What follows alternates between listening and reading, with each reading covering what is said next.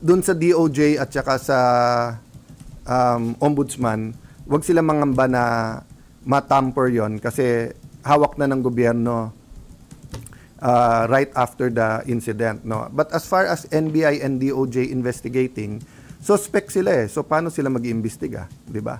That's why nga pumayag ako ng joint investigation kasi I am sure that someone will point the fingers sa mga taga-Senado. So kung suspect ka rin, hindi pwedeng ikaw lang mag-imbestiga, 'di ba? That's why I also appeal to all of you, whoever has videos, to the proper authorities kasama namin. So actually, I've been scanning the news and internet at kung ano man videos lumalabas doon, kinukuha din namin para maayos natin in a very logical and scientific manner. So you won't resign, sir? Oh, there's no reason to eh. Diba? Many of those who are calling for my resignation are political operators eh. Dati na silang may, meaning nung nasa DFA ako, resign Alan. Nung nasa Speaker's Office ako, resign Alan. Nung minority leader ako, resign Alan.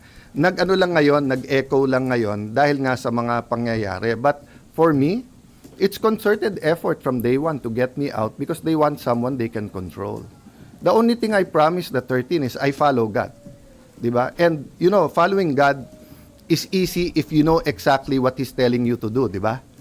Pero if you have 5 decisions to make and all of them are godly decisions, hindi madali mag-discern na ano ba dapat gawin. So for example, as long as I tell the truth, that's godly, di ba?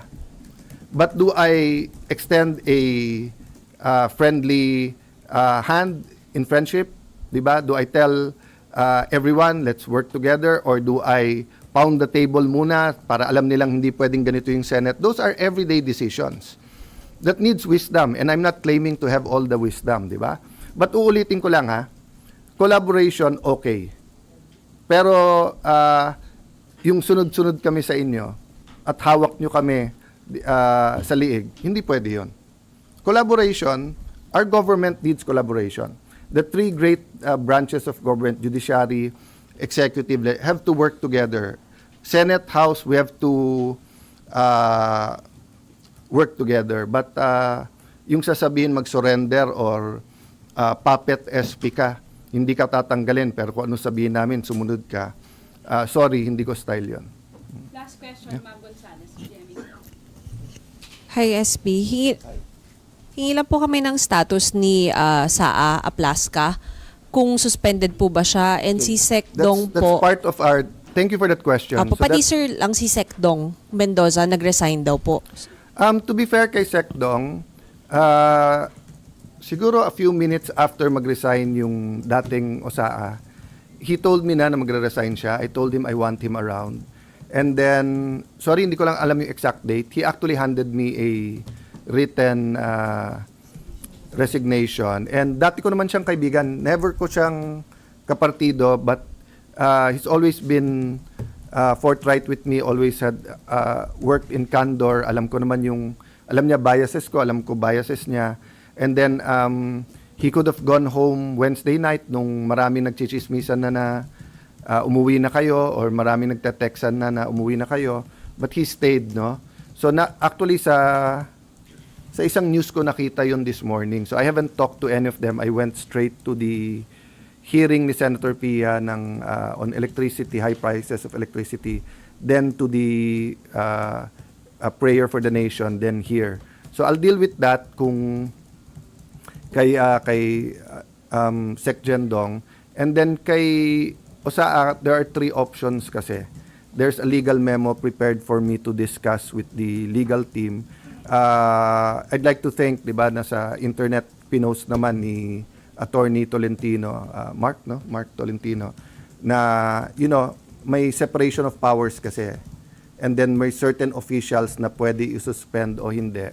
And everyone was emotional during the weekend, kaya nga Saturday sabi ko, prayer and reflection. Hindi ko na sinagot yung kay Ombudsman na walang nagtanggap dito kasi wala naman tayong trabaho ng Friday, Saturday, Sunday, wala naman official na pwedeng tumanggap.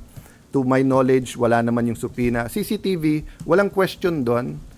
Kung may miscommunication, it was cleared up naman, di ba? It's not true na walang CCTV.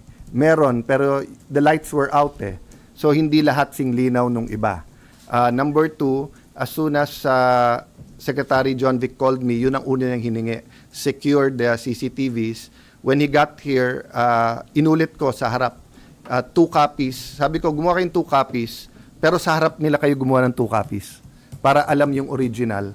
So yung isa nasa PNP or I don't think it's with DILG. I think it's with PNP. So dun sa DOJ at saka sa Ombudsman, wag sila mangamba na matamper yon kasi hawak na ng gobyerno right after the incident, no. But as far as NBI and DOJ investigating, suspect sila eh. So paano sila mag-iimbestiga, 'di ba?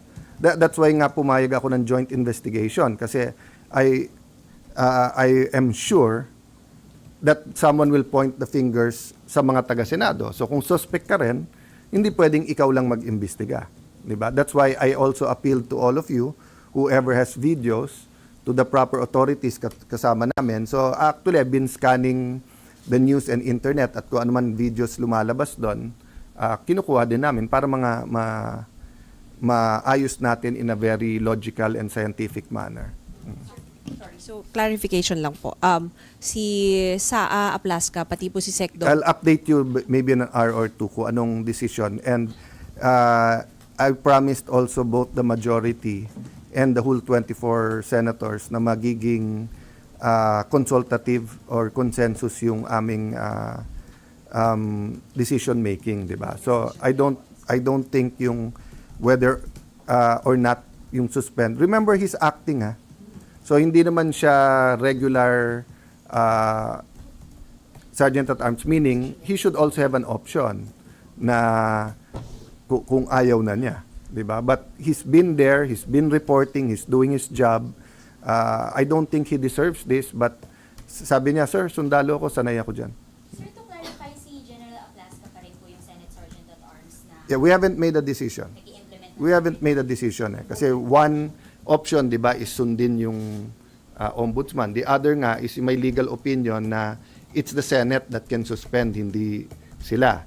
And then one is to suspend pero to question sa CA. The other one is sila mag-question sa CA. So there's really 1,000 decisions that have to be made, but I just want to focus on convening as an impeachment court, organizing the Senate para wala nang magsabi-sabi na delay. Beside those 2 priorities, then pwede natin isa-isahin ko ano man ang mga kailangan nating gawin, no? Sir, sorry. Go ahead. Your priority is committee chairmanship. Organizing the Senate in general. So Okay. that right now that means the committee chairmanship. Yeah. Committee chairmanship and convening the impeachment court. Pero pag may tumayo to change leadership, hindi niyo po harangin. That's their right. But priorities are priorities, di ba?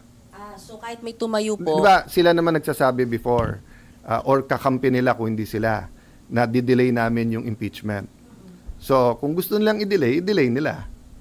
You know, I've been in the Senate long enough na kahit majority ka, kung gusto mo talagang i-delay, maraming pwedeng gawin eh.